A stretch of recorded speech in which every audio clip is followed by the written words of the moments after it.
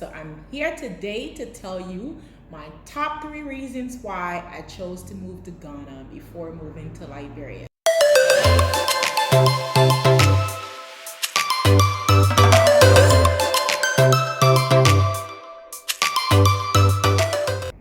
Hello and welcome to my channel. My name is Marianne Allen. If it is your first time here, you're welcome here. You're following my journey from the US back to the motherland. I am originally from Liberia and I just relocated to Ghana. I am pro-Liberia, but what you need to understand is that relocating to Africa is not a one-size-fits-all. There are many different options, there are many different scenarios, and you need to develop a good plan and put strategies in place that will suit you and your family.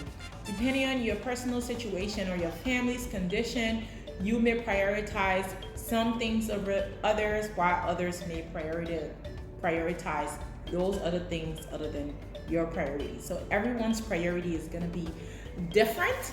So if you're a Liberian on here and you're hoping to relocate to Liberia someday, or you're from another country and you're hoping to move back to that country, these 3 things are gonna apply to you one way or the other.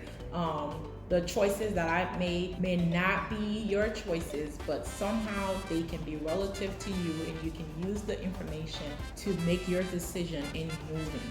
So before I start talking about those 3 things, make sure you subscribe. If you're looking to relocate, or you're considering the idea, or you just want to know what's going on with me, if you're here to just get information and take it to the next, I love all of that. Hit the subscribe button anyway, and then share the video. That way the word goes out and more people can get to see what the hell is going on in my world, okay? By the way, today I'm wearing one of my Liberian sisters. She didn't put her name on the brand, okay? But I'm wearing her. So I got my t-shirt from a company, a Liberian-owned company called Relocating Market. Find them on Facebook, find them on Instagram, and I think they have a website as well. The t-shirts are affordable and sis can do any design that you want, but her brand is Africa and Liberia. Go on there, y'all. You're gonna find so many unique Liberia t-shirts. It's gonna be mind-blowing. I know some of you have seen my Unapologetically Liberian t-shirt. I love that t-shirt. I love the t-shirts she made me. Sis, if you're watching on here, you have to make me more of those. So check her out. I'm gonna put the information on the screen. My earrings are just from the local market in Liberia. So yeah, Liberians need to start to brand their products and have like a location where people can send them. A lot of the Liberians just sell in the market, so it's hard to promote that. But yeah, so I know y'all want to know why I chose Ghana. You've been waiting for this video. Like every other content I've been putting up, you've been like, yeah, we see that, but but why did you go there? So I'm here today to let you know. So for anyone who's relocating to Africa, there are lots of questions you're gonna ask yourself. Anywhere from place to stay, school your kids are gonna go to if you have kids, healthcare if you're concerned about your health and access, quality of that, transportation, security. So there are many things that you're gonna have to consider, and you're gonna have to strategize and work your way through, gather the details and so on. But for everyone, those things are gonna rank high or low based on your unique situation. And that is why you can't judge anyone based on the decision that they make or the priorities they set for their own family. And I'm going to be providing on here many different options you can take, many different scenarios. I am a strategist and I love to help people strategize. I love to help people develop plans and come up with, I pay attention to the details and so on. So if you're hoping to relocate to Africa, you're in the right place, because I'm gonna share my plan and then I'm gonna share more plans. So either way, there will be a plan that fits for you, and you would gather the information that you need specifically. So one of the top reasons why we chose Ghana um, over Liberia is because we do not have a place in Liberia to stay. That should have been obvious. We do not have a place in Liberia. We're still building our home in Liberia. Unlike many others, you have completed your home or you have a place to stay, you have family homes to stay in, etc. We do not have a place, a comfortable place that we can be in Liberia from the start. And we cannot continue to live in the US and try to navigate between the US and Liberia while we're in the building process. Now, even though we don't have a place to stay in Liberia, we also considered renting. So we went into the whole idea of, can we rent in Liberia while we're still building? And there are properties in Liberia that you can rent. However, the cost of those places are ridiculous, especially for the quality that you would want. Now, a lot of you would say, well, there are a lot of places in Liberia that you can rent that doesn't cost over $500. Everyone wants to be able to relocate to Africa and still have some form of comfort that they had in the US. That's why when you see people building their homes, they're building their homes with those things in mind. If they're renting, they're also looking for places with those things in mind. If you want to live in a slum, there are many places that you can live, but a lot of those slum places don't provide you security and all of the other necessities that you need. So many of those places that are more secured, that are more comfortable, especially when you have children, are ridiculously expensive because they're managed by foreigners. I wasn't going to call any. They're managed by foreigners. And these foreigners target expats group.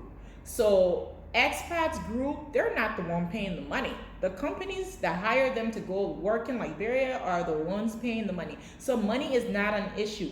And those costs have driven the price of decent places way up in Liberia. So it makes more sense to build your own home in Liberia rather than renting because the cost is just ridiculous.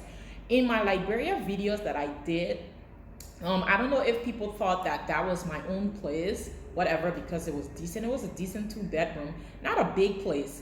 Open concept, kitchen was very small, attached to the living room and stuff. But because it was comfortable, it had electricity, running water, security fence. Do you know how much we spent at that place for the 3 weeks that we were in Liberia? $2,000, a little over 2,000 US dollars as a short-term place, compared to the place that we are spending a month in Ghana, short-term until we can find a location. We pay $867 for a month. So that's just one point. And another reason, so still attached to this reason, is that when you're building in Africa, any African country, we all can attest to this, it's very difficult to find honest people to help you with your project, okay? Many people have lost their resources, their hard-earned money. It's so hard to make money in the West. People have trusted family members, friends, and they have squandered their relatives' money, and they have gone back to square one. So people living in the West prefer to just work, save up their money, and go to their country and do the project and go back to the States or wherever you're from. Now, the thing with that is, well, if you have a timeline of when you want to relocate to your country or relocate to Liberia, you'll realize that you're only going there once a year because that's how much time you can afford away from work in a year. So there's not much you can do once a year for 3 or 4 weeks or 6 weeks. That's gonna push out your project to 3, 4, 5 years.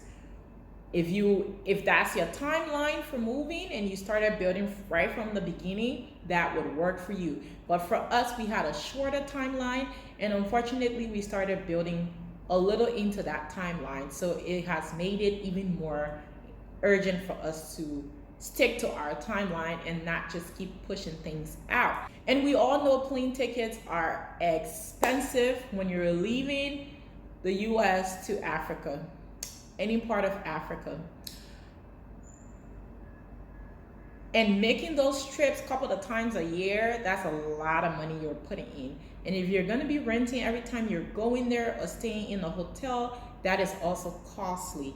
If you're living with family members, that is also costly because everyone's coming to beg or everyone is coming to ask. So the money you will take, you will realize that that money is not enough. You haven't spent half of it on your project, you're spending it on people. So there are a lot of things to consider. So we decided instead of living in the US, being restricted to once a year, where else can we go that will facilitate our building process a lot quicker so that we can transition into the comfort that we're looking for, especially with kids. So renting in Liberia is still possible. There are people who can decide to go and rent in Liberia, but that would mean you would have to save up a lot more money. You would have to remain wherever you are and save up a lot more to pay for housing prior to going. Now, if you're trying to save up, if you're gonna be saving up close to 20 grand just for housing, or close to $15,000 just for housing, you might as well just take that whole lump sum and go finish your project, you know? So you can do that if you want to, that's up to you, but that will keep you in the States or in other places a lot longer than you would want to. So moving to Ghana, that give us affordable housing, a lot cheaper housing for the quality, so good quality with lower cost, and the proximity to Liberia where we're able to run and do our projects, a little of nothing when it comes to plane ticket compared to paying $1,500-$1,800 from the US every time we're coming down. That was a plus. So completing our building project and finding an affordable place was key. All of these different points were based specifically on our transitional phase, our transitional period. Now, when you're relocating to a country or to a new state, wherever, you want to consider your transitional phase even more than your long-term phase, because that transitional phase is going to be the phase that either allows you to remain where you're at or would get you packing back to where you came from. So within that transitional phase, you want to make sure you're keeping your cost low. You're keeping your cost low so that you're able to sustain your stay in Africa or in the country of your choice or in Liberia. And that is one reason why we chose Ghana for our transitional phase. The second reason why we chose Ghana over Liberia, over going to Liberia to directly, was considering our cost of living in Liberia overall. Taking this into consideration, that was not based on long term, because once you have your property in Liberia, once you've put a lot of things in place, you would cut out some of those things that would drive your cost of living up. But when you're in your transitional phase, you kind of want to maintain your budget within a certain range, okay? Even if you save up $50,000 and you took it to Liberia, within your transitional phase, you still want to be able to maintain your budget within a certain range. Otherwise, you're going to realize that you're using up a lot of that money within that short time, and you would have no money left when it comes to sustaining yourself long term, and you would go packing. If things didn't work out the way you wanted, you would go packing back to where you came from. So it's not about how much you saved up, it's not about how much you're making in Liberia, it's all about that transitional phase, maintaining that cost so that your stay is sustainable. Now the issue with Liberia is Liberia cost of living fluctuates. I hope I called that word the right way. Fluctuates. What do I mean by that? For example, electricity, they might say to you, $30 for electricity every month or $60 for electricity every month based on the meter and the usage, and you kind of write that down in your budget, right? $60 for electricity. One of the issues with Liberia is that electricity is not stable. We've seen protests all over social media from different communities about electricity. Sometimes electricity goes, and it goes not for a day or two. It goes for a month, 2-3 months. Sometimes it's gone for 6 months. How can you manage within 6 months of not having electricity, that budget that you set for $60? You don't have that anymore. So in order to have electricity, you have to get a backup generator. Now, instead of paying $60 a month, you have to buy gasoline to run that generator every day for the next 3 months that electricity has gone. By the time you realize you're paying $150, $200 a month for electricity, that's how you're into your savings and you're just gutting money out, okay? It's not just electricity. Transportation, like gasoline, transportation. There are many different things that prices are not stable. They're just all over the place.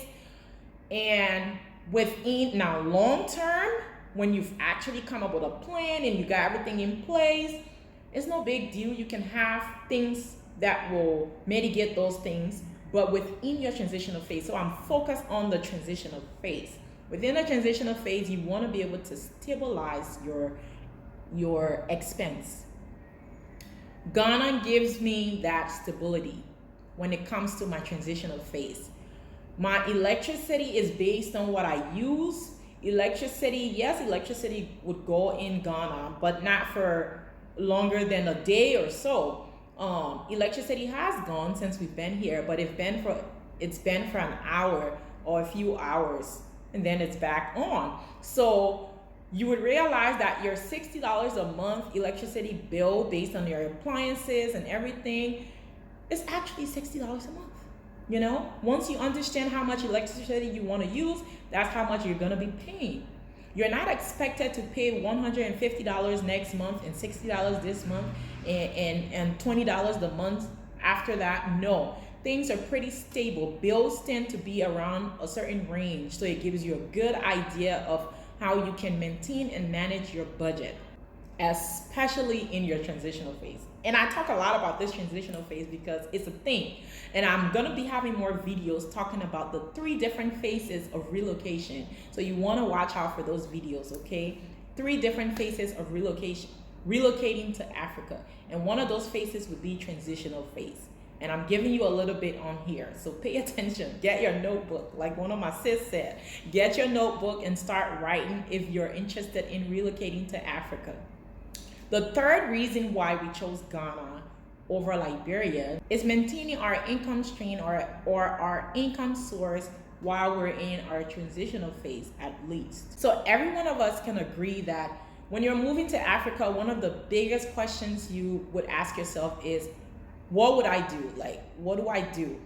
How do I make money? How do I sustain myself? Okay, so income is very important if you're living in any country in Africa or if you're relocating. Now, we've put a lot of things in place that helps us to earn money remotely or online specifically. So we're not moving to Liberia to go look for a job. We're not moving to Liberia because we want to depend on our businesses. We do have a business going in Liberia, but we can't move to Liberia without any plan and go start living off of the business when the business is struggling to even survive. So we had to put things in place. That's what I say. If you need to know all of these things, hit that subscribe button right now and stick around, sis. I got you. And bro, I got you. I got every one of y'all, okay? So income stream is very important. And because our income stream is remote or online, what are the 2 things you think are going to be most important to us? Most important to us, other than housing and all the other stuff? Electricity and internet.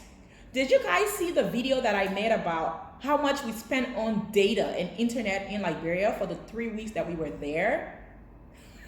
It was $525 for 3 weeks. Ridiculous, okay? Yes, we understand there were some errors from the start and we didn't get the whole how it worked, but still, it was still costly when you compare it to other countries, or let's say Ghana. Electricity is not stable, so like I said, because we're online, primarily we need stable electricity. We need electricity that would go for a few minutes or an hour, not an electricity that would go for a week, because if that happened, we're screwed. Okay? We need electricity, stable electricity, and yes, we can have backup generator to keep us online. That means we're home all the time and we're using that generator constantly, and the cost is going to drive up. Stable electricity was key to us. The second thing was internet and data. Stable internet, cost of internet, etc., etc.